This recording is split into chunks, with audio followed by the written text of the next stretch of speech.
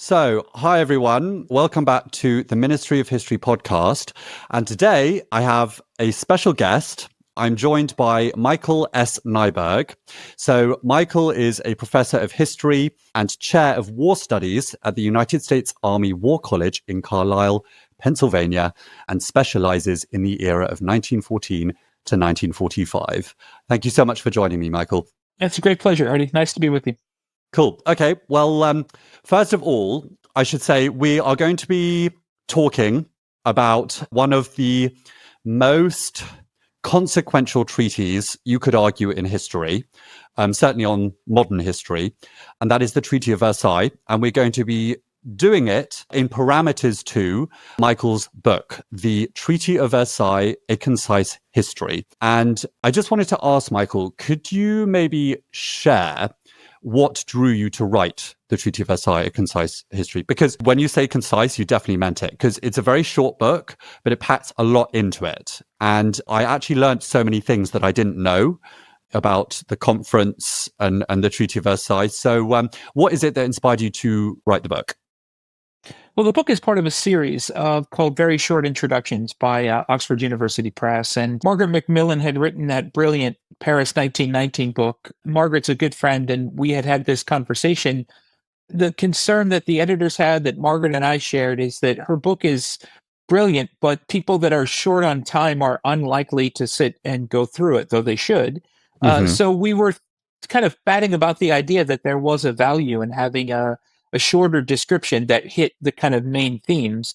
And Yes. my thinking was, if somebody read my book and thought, well, I need to know more, then Margaret's was just sitting there to pick up, and the book is so wonderful. So I was sort of thinking of it as a way into a very complicated topic, as a way to get the Treaty of Versailles into that series, and as a way to hopefully draw readers towards Margaret's book as well.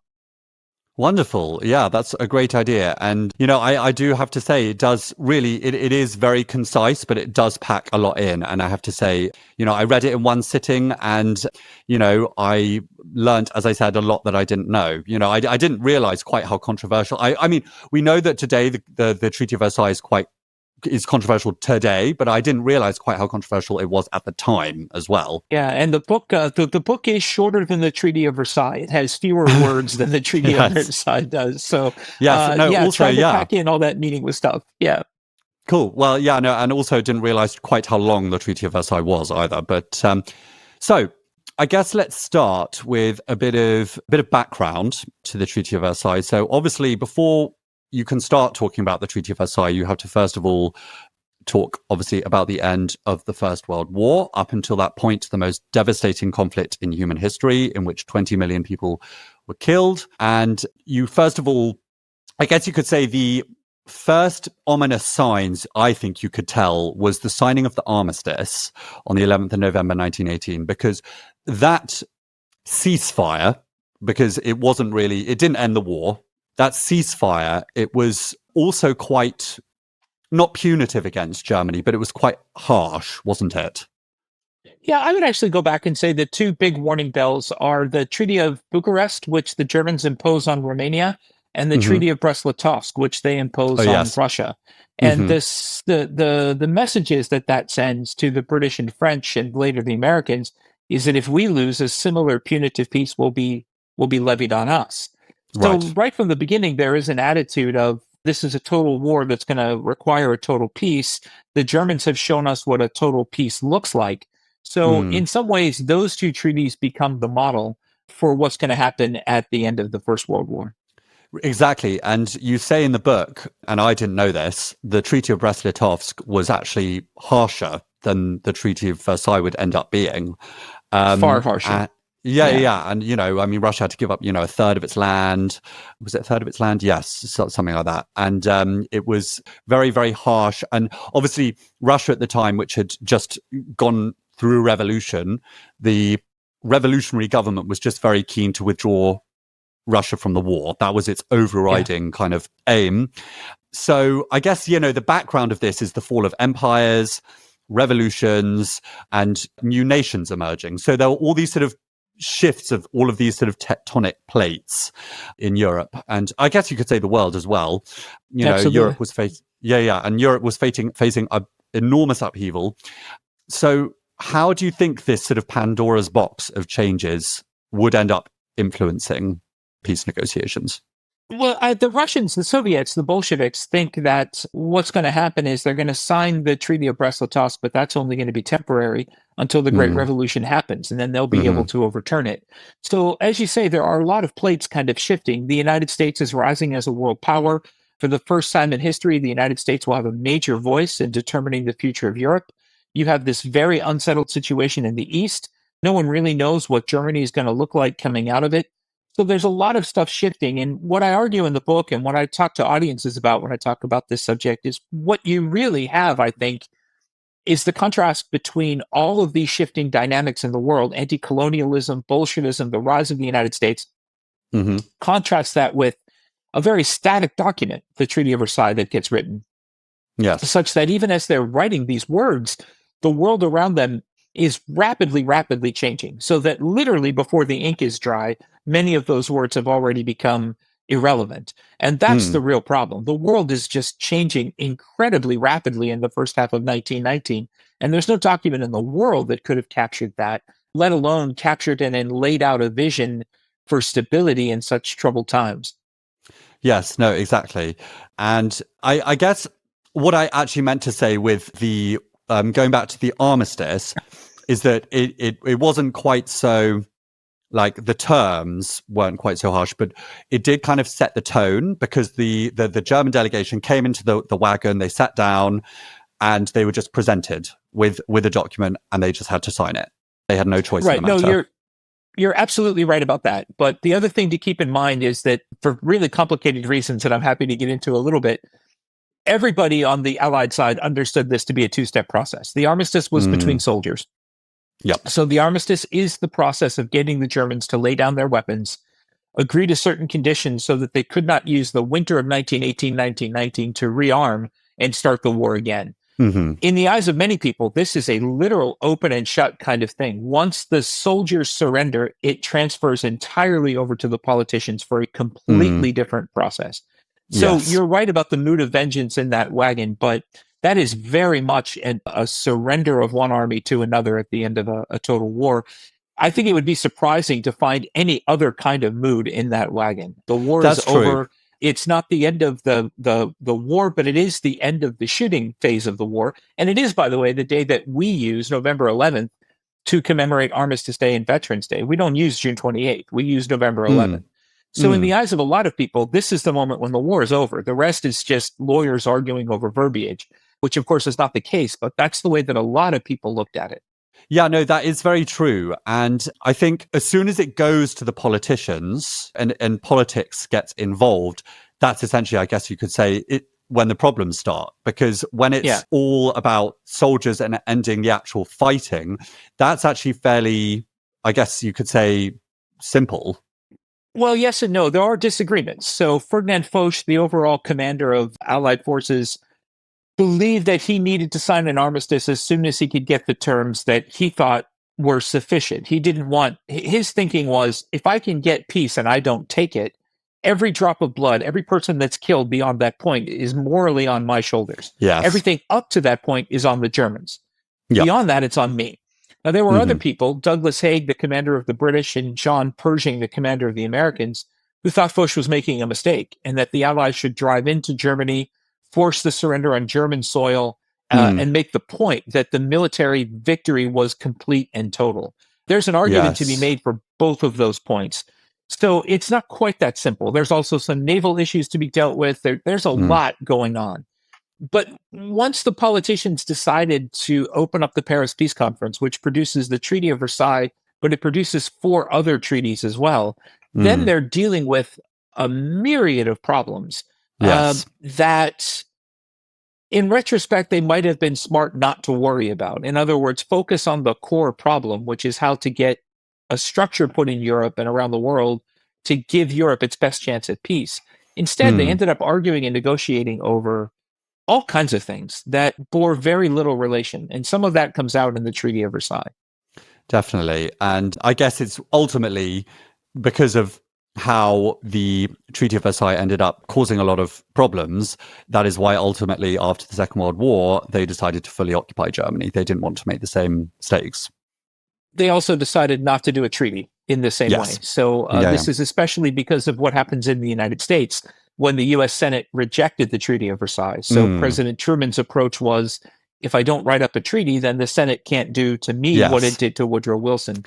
Exactly. So there are some things going on specifically, but wars have not typically ended in treaties since then. There was no formal treaty at the end of the Cold War in the same way. We just, the world hasn't done anything quite like this again. Yes. They did it for the Congress of Vienna, which you could argue was relatively more successful. They did it at Paris in 1919. Really haven't done anything quite like it again. And I don't expect that we'll see that in our lifetimes.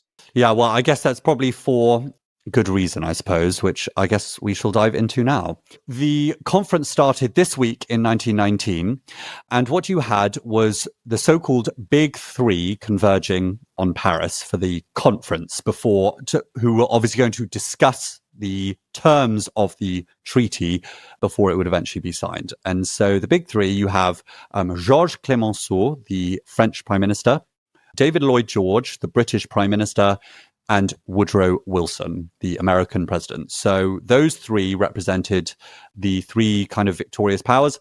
And then also you did technically have Italy, didn't you? But it's sort of disputed whether they really had that much. Well, I mean, they didn't really have that much influence, did they?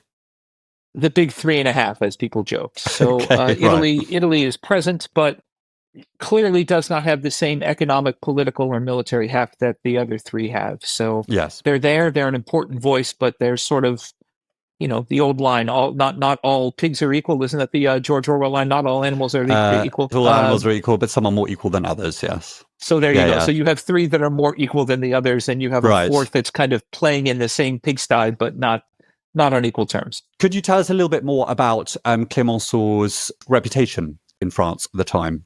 Clemenceau had a reputation as a very hard-nosed political infighter in France. He had brought down numerous French governments, either from the inside of the government or from the outside as a journalist and newspaper owner. He was aware, I think, more than almost anybody else, except for maybe Ferdinand Foch, that at the end of the war, France was going to emerge as a winner, but with no ally on the east in Russia, as they had before the war. And I think Clemenceau had very little faith that the United States and Great Britain would be willing to sort of make this alliance permanent. So I think he was aware that the only way to guarantee any kind of security for France in the post-war period would involve some measure that would reduce German power in a way to give France an opportunity in the post-war world. And that's, I think, one of the reasons he takes the attitudes that he takes. He could be personally quite vindictive, and he did hold grudges over decades with certain people. But I think it's the strategic problem as much as anything else that is obsessing him. Okay. And what about the British Prime Minister? So David Lloyd George, he is the first and to this day only Welsh Prime Minister of Britain. And he was actually known as the Welsh Wizard because he was actually also an extremely competent politician, a bit like Clemenceau. Do you want to tell us a little bit about how because the thing about Lloyd George is that he actually became Prime Minister halfway through the war in December 1916. And so he was pretty popular in Britain, wasn't he? Certainly at the beginning of his premiership. Yeah, I think Lloyd George in some ways is the most fascinating of the three men, at least for me. He's a very sharp politician. He called the snap election, which is known now as the khaki election because of the number of soldiers who voted and the number who ran for office. And that returned a solid majority for him, which meant that he went to Paris with a clear mandate from the British people to negotiate on their behalf. So he was a smart guy. He brought a lot of Welsh-speaking people with him on the assumption that the French might be bugging his rooms. So if they were having conversations they didn't want anybody to understand, they did it in Welsh. So, he's a pretty sharp guy. I think he understood, I mean this in the kindest way possible. Maybe I don't. He understood human weakness the way that some conniving politicians do. I have a kind of grudging respect for Lloyd George. His mistress and secretary, Frances Stevenson, wrote, I think, one of the better memoirs of the Paris Peace Conference. And she's very good at sort of depicting the ways in which Lloyd George understood a problem very, very quickly. Now, I don't always think he came to the right answer when it came to finding a solution, but I think he was as sharp-minded as anybody about what those problems were going to be. He had one of my favorite quotations from the Paris Peace Conference. When asked about his performance, he said, "I don't think I did too badly considering that I was sitting between Napoleon and Jesus Christ." And I think that's a really interesting way to describe Clemenceau and Wilson. Yeah, and that leads us very nicely on to the final of the big three, so Woodrow Wilson. So I was quite surprised in the book to see that you were pretty critical of Woodrow Wilson. And I mean, I'm just personally interested to know, how is he viewed in the viewed in the United States? Because from what I've read, he was progressive on a lot of, and at the conference, he was very progressive in the sort of building of new states. But actually, he was quite a racist, wasn't he? I think the more I've studied David Lloyd George, the more I've come to a grudging admiration, and the more I've studied Woodrow Wilson, the more I've come to really dislike him. He's arrogant. He's clearly, the phrase we use here in the United States, he's racist by the standard of his time. He clearly believes that he has some sort of visionary or divine power invested in him to fix the problems of Europe, even though he doesn't have a clue what some of these problems actually are. He doesn't listen to advice from people who know better than he does, especially the people in uniform whom he disregards as intellectually is inferior, though some of them are clearly not that. And all in all, he's an arrogant, unwilling to learn person who believes that he has all of the answers, and he has almost none of them. When he issued the 14 points, he kind of sees that as a strategic statement of what he wants the world to look like.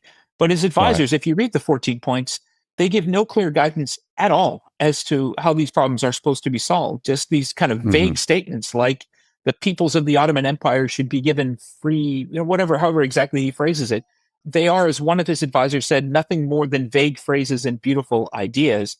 And I think what's really interesting about Wilson is that many of the people that got very close to him grew very disillusioned in him, and several of them resigned mid-conference or later wrote really nasty books and articles about just how out of touch Wilson was. So, I tend to be, as an historian, I tend not to think that the role of individuals is all that terribly important. But I do think that if almost any other American politician had been in that seat, the conference would have come out, I think, better, maybe not better enough to solve the problems, but it would have been better. Yeah, no, you mentioned that in the book. And because the thing is, I do feel like Wilson, I mean, divisive figure, I suppose, but I think in a lot of quarters, maybe outside of the United States, I think people, because they think immediately of the 14 points and this kind of altruistic, magnanimous vision of the post-war kind of future, I think people just automatically associate with, him being, a nice guy who was trying to do the right thing.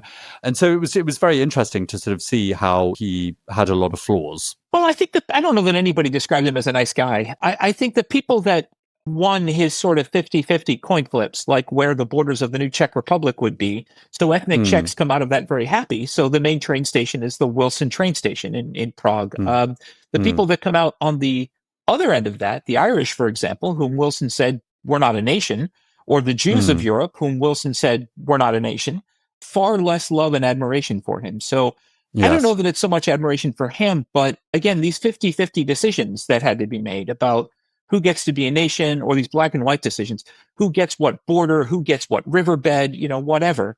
If Wilson went in your favor, then he's great. If he went against you, then he's not. So, I mean, it's just a case of, the United States had to go through this process. Wilson created this think tank, sometimes described as the world's first think tank, called the Inquiry. It still exists. It's now the Council on Foreign Relations, to give him information about what these controversies were, because he had absolutely no idea what they were. So, I don't know. I think it's a classic case of a superpower, a great power, just deciding that its principles were universal enough that the actual details of a particular crisis didn't matter. And that's a terrible way to do this. Also, I didn't realize this, he was the first US president to go abroad. He was the first US president ever to go abroad. And that is very much a symbol of what Wilson wanted to do, and a transformation. I think it's also quite symbolic of what happens to the United States in these years, because Wilson, when he was elected, supposedly made a comment in which he said it would be an irony of fate if my administration had to deal with foreign affairs. He wasn't thinking about foreign affairs. He wasn't elected as a foreign affairs president. And yet here he is, probably the most consequential decisions ever made by an American president, maybe Franklin Roosevelt being an exception. But there he is. And I think that says a lot about where America went between, say, 1912, when he was elected, in 1917, when the First World War began. And then, of course, by 1919, when literally it's Woodrow Wilson, an American president, deciding where borders are going to go, who gets to be a nation, all of these things. And it's just this very rapid rise to power of the United States.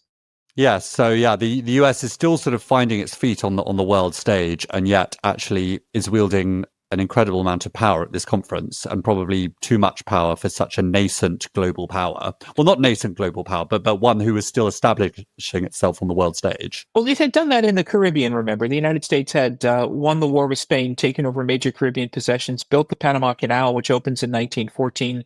The U.S. had the Philippines. So it is expanding. It's just not, it's trying very hard for a time not to play the game of the European great powers. Now, we have to say, though, there are Americans like Theodore Roosevelt who are arguing that it is absolutely time for the United States to play that game. People like Alfred Thayer Mahan, others who are saying that the time has come for the United States to play this role. So the First World War happens at this sort of inflection point of America's relationship with the world. Wilson, again, I think because he didn't understand Europe, came in with these grand unifying principles that he hoped would solve the problems, but they don't. You need to have information and data and knowledge to back up those principles, and he just simply didn't have that. Yes, exactly. So they come to the conference, and obviously they represent these three victorious powers. And the thing is, these three victorious powers do have obviously quite different aims at the conference. So I guess in very simplistic terms, you could say that France wanted the harshest terms because, for understandable reasons, they were the most damaged country of the victorious powers in the First World War. And also, I think, were probably still bitter from the defeat in 1871 and wanted to make sure that Germany couldn't threaten them with war again. So, I guess that's understandable why they wanted to push for harsh terms. The United States were wanting to, well, as we've just talked about, wanted to assert itself as, a preeminent power and influence on the global stage, and use it, as you said, to try and get the old colonial powers to do things differently.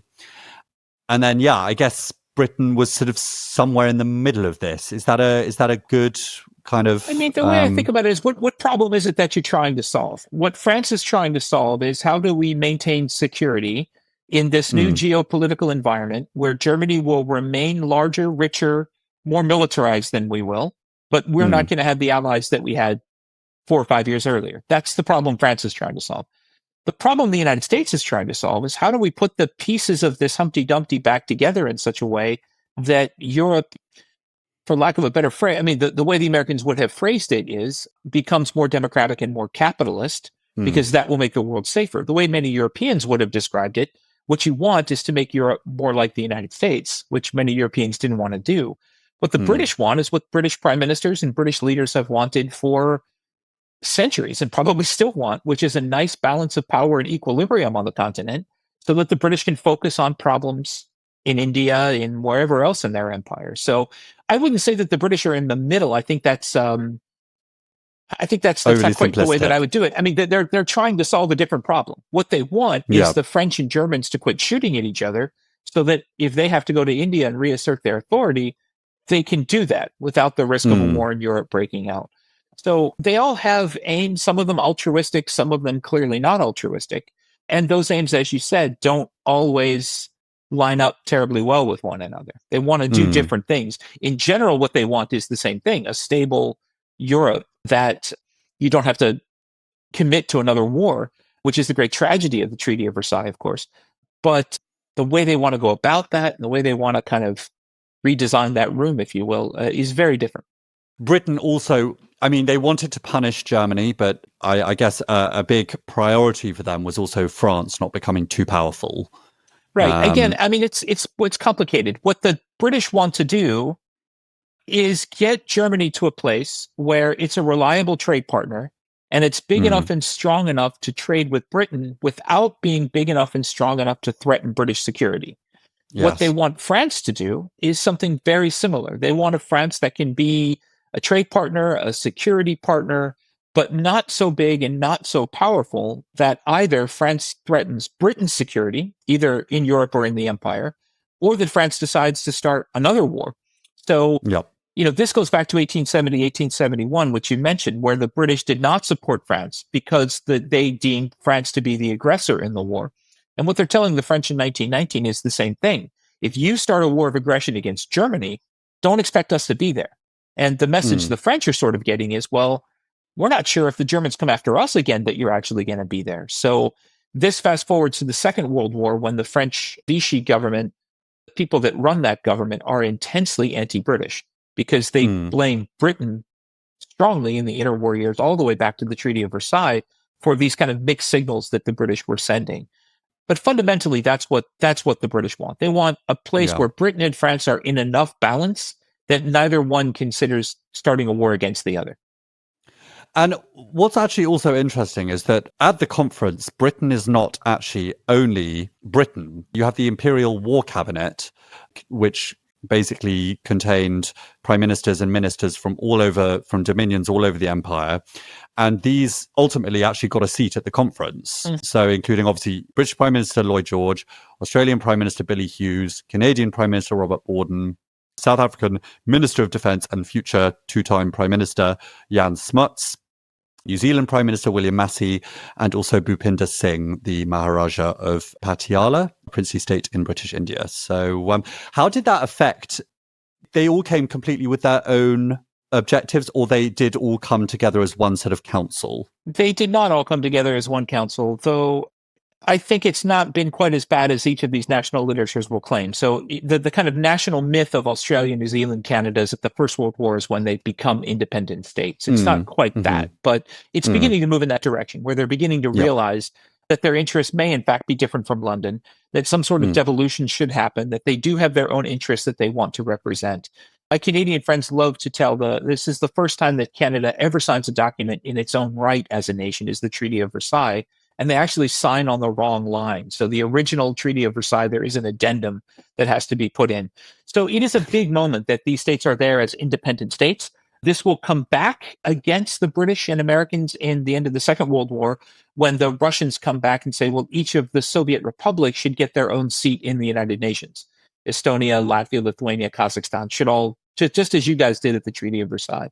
So the symbolism here is not lost on some historically minded Soviet diplomats. So they're all British. They all see it sort of the same way. But the Australians and New Zealanders are already worried about the growth of Japanese power and the decline of British power in the Pacific.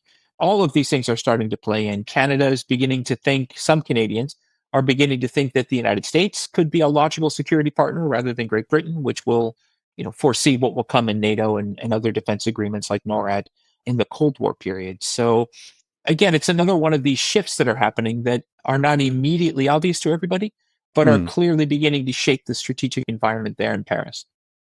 And I guess in all of this, the country that was shut out of all of this from the very beginning, well, until it was signed, until the treaty was signed, is of course Germany. So Germany was kind of putting all of its eggs in Wilson's basket, weren't they? Yeah, even before the Armistice, the Germans tried this by sending 2 peace notes through Wilson, hoping that the 14 points would be a way to get something out of the war. And it's an exercise that I've done with students before. You just kind of go through the 14 points and have one group represent the British and French, have another group represent the Germans. And what you find, of course, is that it's a very pro-German document. There's a way you can interpret this to say, we've lost the war. We've done all these terrible things in Belgium, France, and elsewhere, but we're going to come out of this war on equal terms. It's the best the Germans are going to get. It's the absolute best they're going to get. The other problem, of course, you have in Germany is that it's not clear who represents the German people. After the abdication of the Kaiser, Wilson said he wouldn't deal with the Kaiser. Then you have a Bolshevik revolution, the Spartacist revolution, Spartacist revolution that happens in Berlin and other German cities. It's not clear who represents the German people. So it's a very confused political problem that you have with Germany. And for Yes. that reason, as well as the kind of vengeance reasons of Clemenceau, there's no thought of allowing the Germans to attend the conference. And Wilson eventually came to agree with that as well, that there was no Mm. point in having the Germans at the conference. This was going to be a Yeah. dictated piece to the Germans that they could accept or not accept. Yeah, I think that's also a very good point about the political instability in Germany, because obviously, like, Germany became a republic, and so people might think, oh, yeah, good for Germany. But, actually, it was very chaotic. There would be one government after another. But the thing is, though, all this whilst you had, the sort of, I guess, more centrist politicians fighting out in the Reichstag, you also then had the two extremes who weren't Right. really fighting out in parliament, who were fighting out on the streets. It was actually a pretty dangerous time. And there's actually some and folks who are already starting to say it might not be a bad thing if the ultra right triumphs in Germany, because they'll put down the communists and they'll serve as a buffer against the Soviet Union. So there's already some people who are sort of saying we can live with a right wing German government. That would be okay. Yeah. So Yes. it's a very confused and very strange political circumstance in Europe. And again, it's something that Yeah. when you read the primary documents, it's not clear that the big three really understood what was happening across the Rhine Yes. River and really had a grasp either on what's happening in the Soviet Union or what's happening in Germany, or in what Timothy Snyder famously called the bloodlands in between, where places like Ukraine Mm. and Poland are undergoing tremendous political upheaval as well. So, the Treaty of Versailles is aimed at settling matters with Germany. Other treaties will deal with Central and Eastern Europe, but Mm. in some ways, you can see, reading backwards, they had their eyes on what they thought was the right problem, which was Germany. They didn't really have their eyes on some of the other problems, including the non-European anti-colonial movements that were going on, which my friend at Harvard, Erez Manella, has covered so beautifully.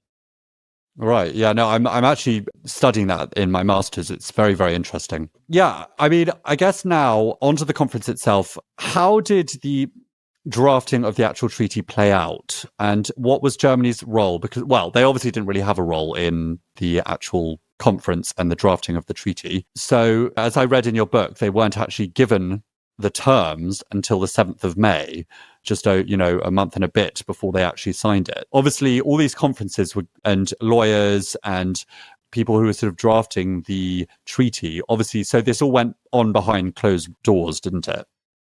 It does, a lot of it, although the press is there. It's happening in Paris, so it's pretty hard to avoid a lot of international scrutiny. Unlike the Potsdam Conference at the end of World War II, which is done in this isolated place where very few journalists are allowed to come, this is done in Paris. It's open. There's people from all over the world there. There are Chinese diplomats there, Japanese diplomats there, all over the world. So it's very difficult to do this in complete secrecy. The big question is, when the Allies present this to the Germans, will they actually sign it? And there are plenty of people.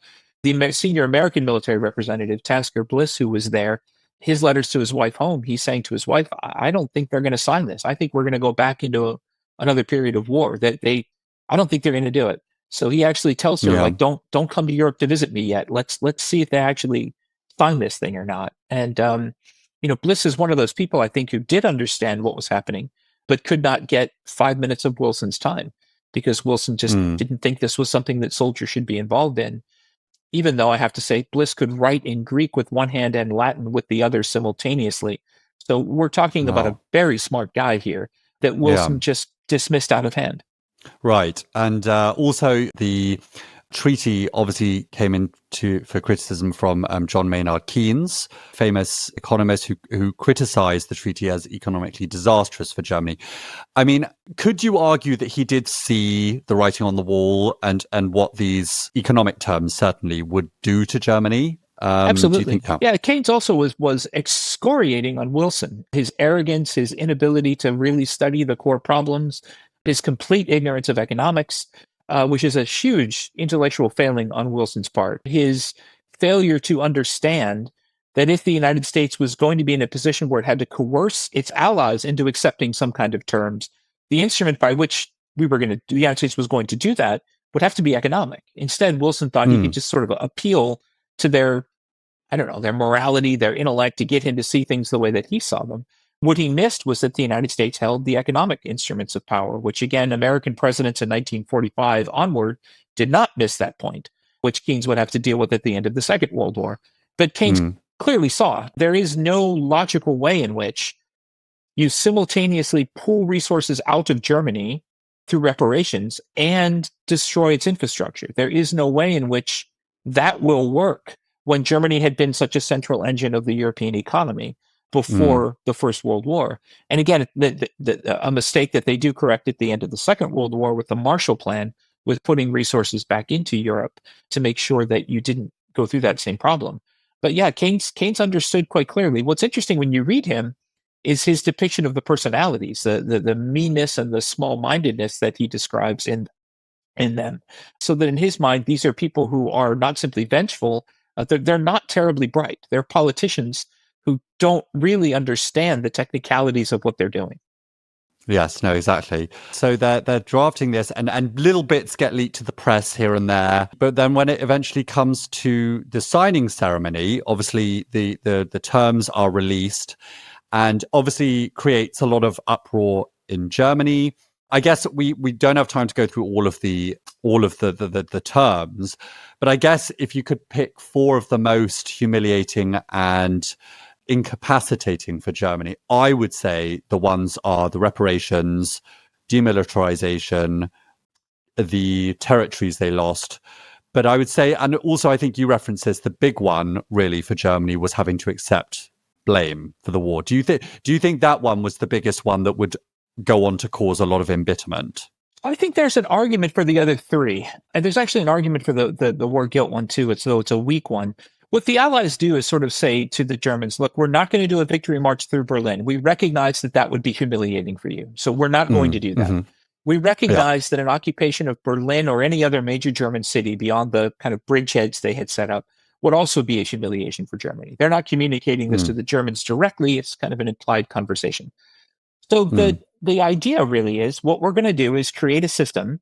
We are going to take some territories away, but they are either territories that are Alsace-Lorraine, which is coming back to France, period, dot. That's not even a discussion, or are largely ethnically Polish or ethnically non-German. So that's consistent with what Wilson wants to do. The reparations question is to be settled by a committee. And the idea is, the implied message to the Germans is, if you're democratic, if you follow the rules of international law and are a good neighbor, we'll reduce those reparations. If you look like you're going to cause trouble, then we're going to take resources away from you so that you can't build an army, navy, military. And we'll do that through the reparations instrument. So the idea is not so much to humiliate the Germans. It is to say, this is how we're going to manage the problem of Germany going forward. And it is everybody's intent, almost everybody's intent, that if Germany becomes a good neighbor, these things will go away. So the war guilt clause is the tough one, because that's put in place by some British lawyers, mostly British lawyers, who believe that from a legal standpoint, you can't punish somebody unless you found them guilty of a crime. So what they do is they bury it in the back of the treaty, Article 231, right? They bury it as far back into the treaty as possible. And they hope that sort of nobody really pays attention to it because it's so deeply buried in the back. So they are aware of what they're doing. I think it's overly simplistic to depict this as kind of atavistic vengeance. They know what they're doing, and they're trying to do it from a legalistic standpoint.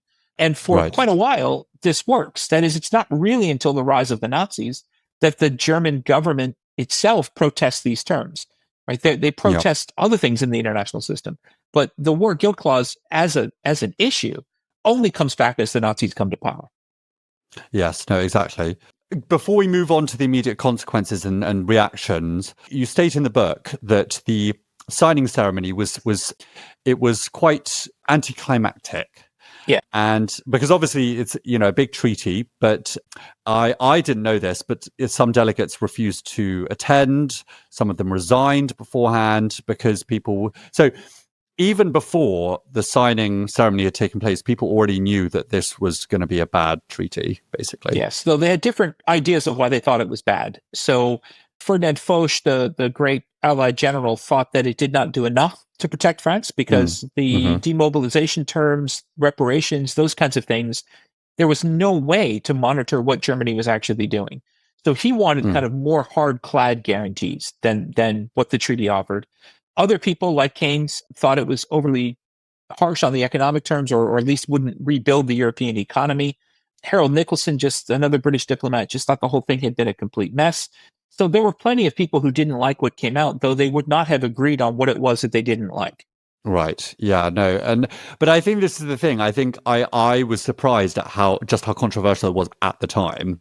Absolutely. Because nowadays I think people understand how controversial, especially with the benefit of hindsight, just how controversial it was. But yeah, I didn't realize quite how controversial it was at the time. Yeah, I mean, the Um, United States Senate, of course, rejected it. It was controversial enough in the United States that the Senate said no to it. And there were senior exactly. French people, including Foch, who spent the rest of his life saying, look, my soldiers, my guys, your sons, your husbands died to protect France. And now these doddering politicians just threw it all away. And your Yes. grandchildren, your children are going to have to go and do this all over again. And it's the fault of the politicians for writing such a lousy treaty. So it is controversial, and there is bitterness and anger from the very beginning. It is, and that's a very important point. So Woodrow Wilson, US president, is involved obviously very heavily in the negotiations and setting up, crucially, the League of Nations. That's obviously a big thing to come out of the conference. However, the US, the Senate, ends up rejecting the treaty, and the US therefore cannot join the League of Nations. So that's a bit of a farce, isn't it? Well, I workshop this with students sometimes when we do conflict termination modules, and there are legitimate reasons for American politicians to be unhappy with the League of Nations. There are constitutional questions. The League of Nations could legally commit American armed forces to fight a war that the American people did not agree with. That's unconstitutional because the U.S. Constitution says only the U.S. Congress can do that. There are issues about things like the Monroe Doctrine that would become automatically invalidated. There were reasons why American politicians looked at the League of Nations and said, this is not something that we want to do. There is no Security Council like apparatus in the League of Nations. So there are American politicians saying, why would the United States voluntarily, the greatest country in the world and growing more powerful, why would we sign a document that gives us the same international status as a small state like, say, Ecuador? Why on earth would one do something like that?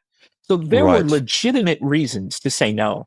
So I don't think that I would describe it as a farce. I think Wilson's supporters and admirers kind of said, look, why didn't everybody just sort of get on board with the president's vision? There were serious problems with the president's vision. So I understand why many American politicians either said, no, I'm not signing this, or I'm only going to sign it if you go back to the Europeans and get these conditions changed, which was something obviously that Wilson was unwilling or unable to do. Well, and do you think that he missed an opportunity by not using the debts from France and Britain as leverage?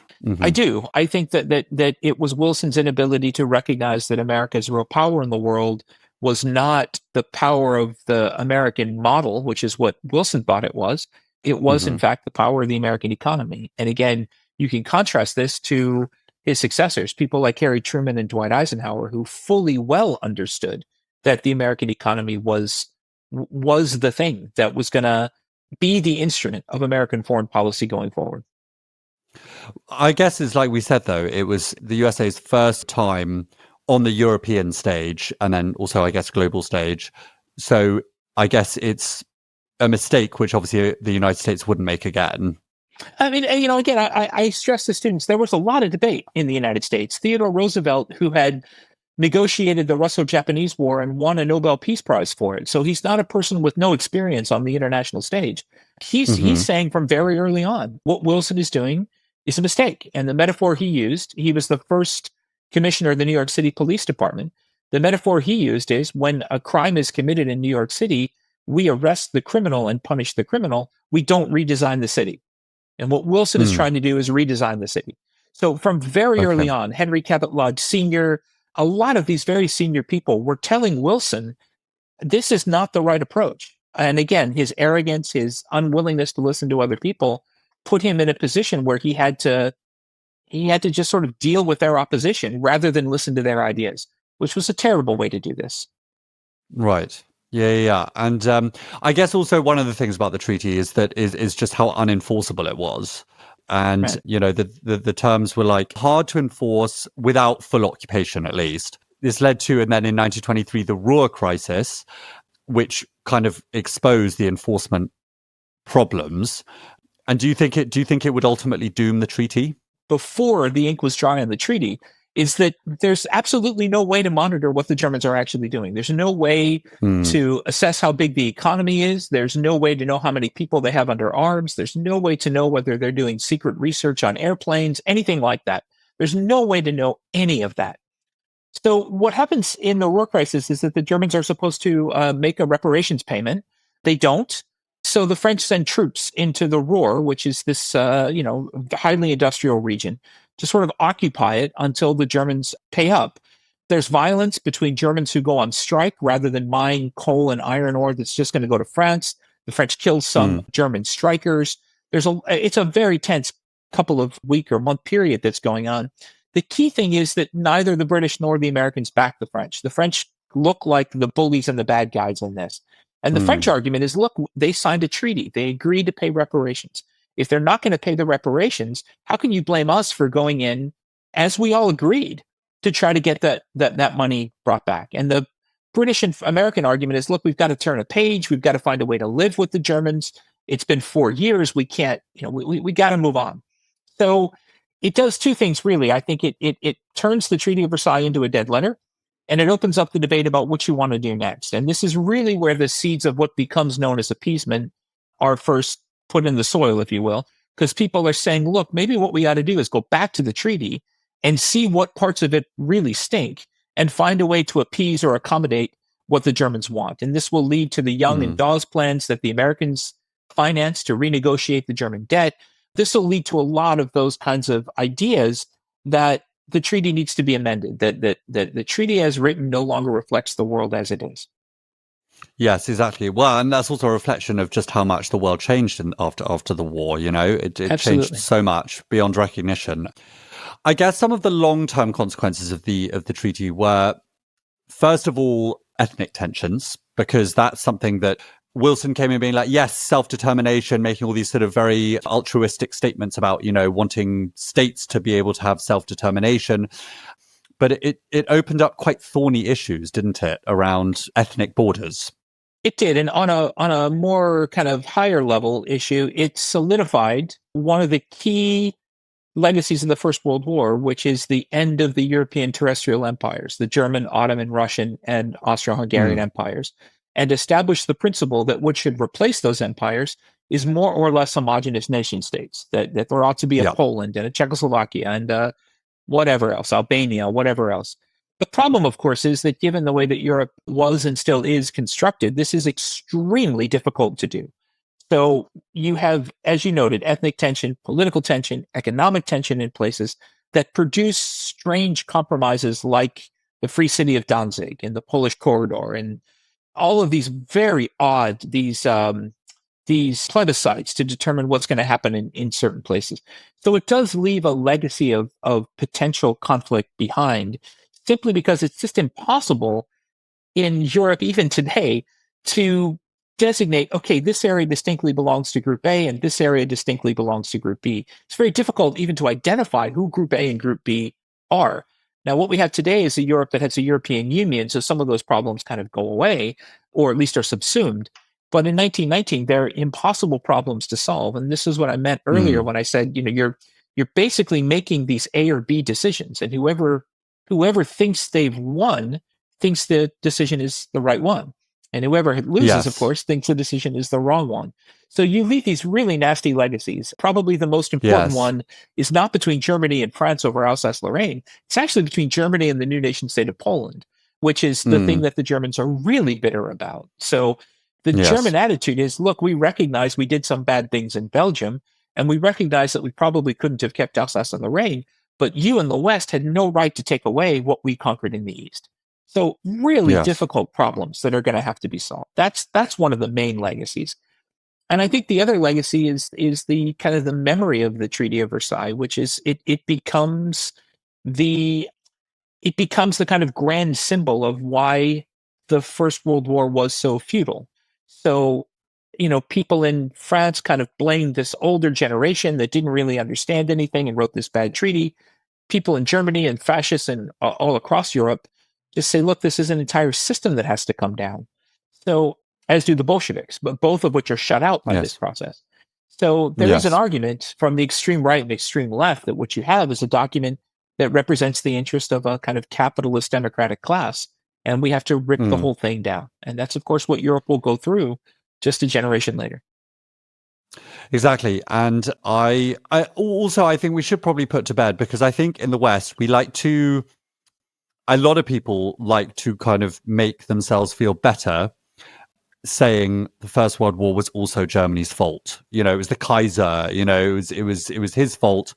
We should put that to bed and say it was all 5 of those imperial powers' fault in Europe: Britain, France, Austria-Hungary. Yeah, let me push back on that just a bit. I agree with you that all 5 of them, well, no, I shouldn't say that. I agree with you that Austria, Russia, and Germany bear culpability in the start of the war. I think you can make a reasonably good case that France did everything that a state could have been expected to do to avoid war. And I think you can make a case that Britain did too. Once the war begins, you can make a very strong case that the actions of the Germans made this war larger, brought the United States in, made it more murderous by targeting civilians, introducing poison gas, introducing strategic bombardment of cities, introducing the Big Bertha artillery piece, firing shells randomly into the city of Paris. I think you can make a clear argument that German behavior during the war is of a different sort and of a different kind. Wow. Okay. And I don't think, again, some of your listeners and viewers may disagree. What the French did in July and August of 1914, early August, the first few days of August, was everything a state could reasonably have done to avoid this war from happening.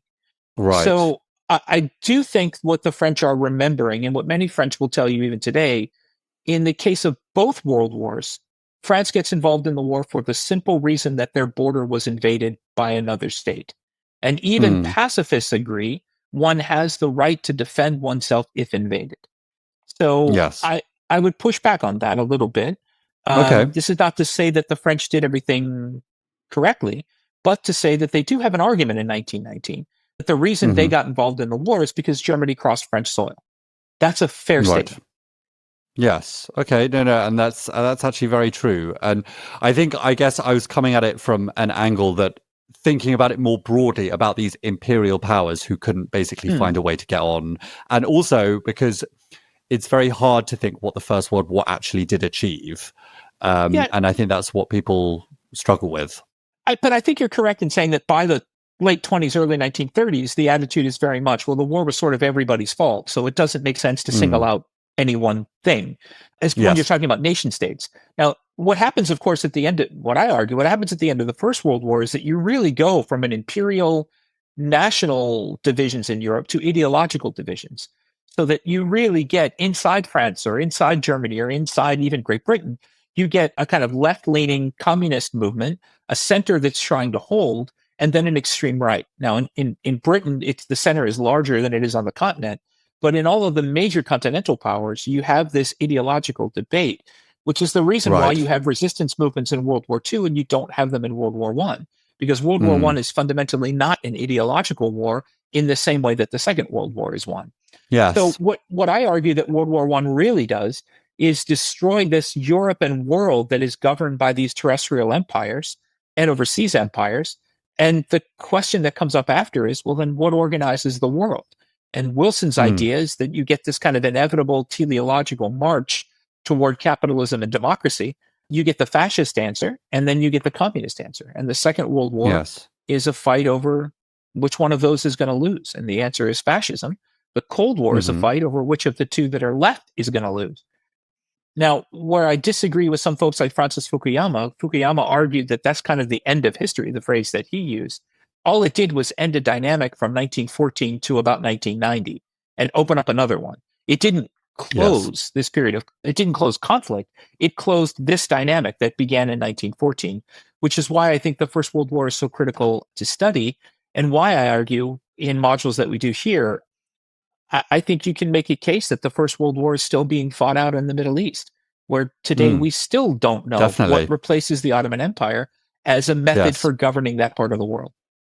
Yes, no, exactly. And that's, obviously another thing that came out from the Treaty of Versailles, the mandate system in the Middle East. And yes, no, definitely.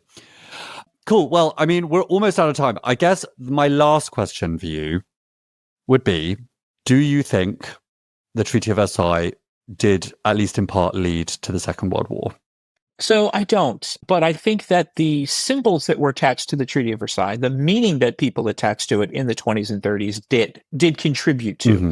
So there is a period of relative good feeling, I guess, in the 1920s. Things like the Locarno Pact, Gustav Stresemann, the German diplomat, and Aristide Briand, the French. And there is this period when the Treaty of Versailles is just sort of forgotten. We'll close the door. We'll pretend that we kind of never signed it, and we'll try to figure out a better way of doing this. And that's what they tried in the 20s.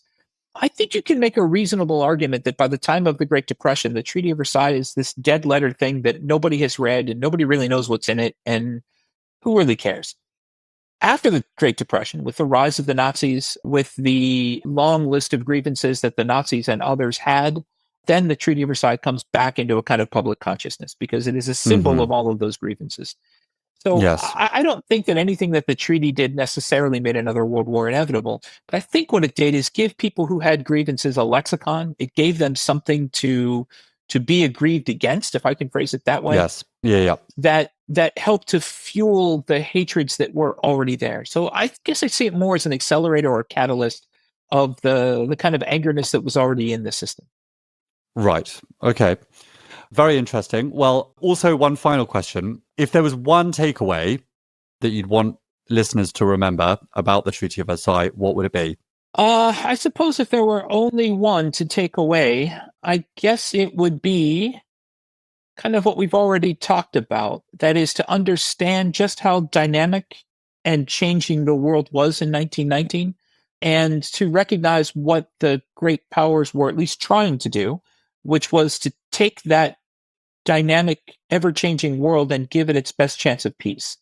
That they failed, I think, should not lead us to underestimate just how difficult that effort was. Right. And you know how they can actually get a very good view into this is actually by reading your book. It does give a fantastic overview. Yeah, or Margaret McMillan's. But yeah, really fantastic book. I really enjoyed it, read it in one sitting.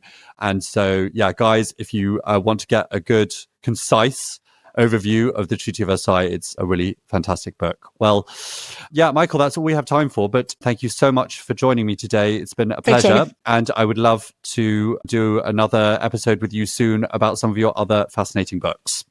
You got it. Thanks. Cool. Okay, guys. Well, that's everything for this episode. See you next time. Bye.